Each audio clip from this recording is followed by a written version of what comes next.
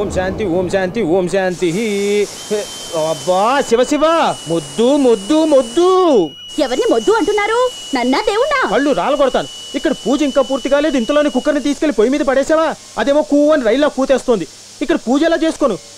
ఈ ఢిల్లీ సుబ్రహ్మణ్యాన్ని టెన్షన్ పెట్టడమే నీ పని అయిపోయింది. చిచ్చి టెన్షన్ టెన్షన్ టెన్షన్. ఓం టెన్షన్ ఆయన మహా. చిచ్చి చూడండి, కుక్కర్ అన్నాక కూత కూస్తుంది. అది మీ మంత్రానికి బ్యాక్గ్రౌండ్ మ్యూజిక్ అనుకుంటే సరిపోదు. పెద్ద జోక్ వేసావు. ఇదిగో అనవసరంగా టెన్షన్ పెట్టొద్దు. ఇంట్లో ఆ కుక్కర్ వల్ల నా ప్రెస్టేజ్ పోతుంది. పెద్ద ప్రెస్టేజ్ పద్మనాభం. ఇదిగో గాయత్రి, నువ్వు చాలా ఎక్కువ మాట్లాడుతున్నావు. సరే సరే, ఈ రోజుతో తేలిపోవాలి. ఇంట్లో ఆ కుక్కర్ అయినా ఉండాలి, లేదా నేనైనా ఉండాలి. కుక్కర్ లేకపోతే అసలు నాకు ఏ పని జరగదు. అంటే నేను లేకపోయినా నీకు అన్ని పనులు జరిగిపోతాయా? కొడతావేంటి? నాకు కుక్కర్ కావాలంటున్నా. నేను కుక్కర్ వద్దంటున్నా. కుక్కర్ కావాలి. నేను ఏ ఫర్ యాపిల్. అది పాత పాఠం.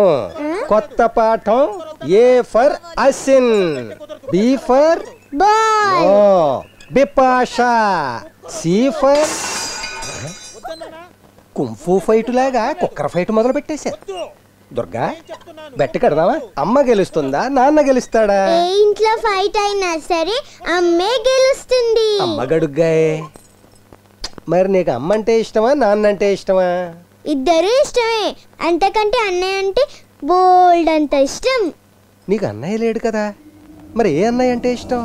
నాకు కళలో అస్తమాను ఒక అన్నయ్య వస్తుంటాడు. అతను ఎర్రగా అందంగా ఉంటాడు. దుర్గా, అమ్మ పిలుస్తుంది, నన్ను దింపు తాతయ్య.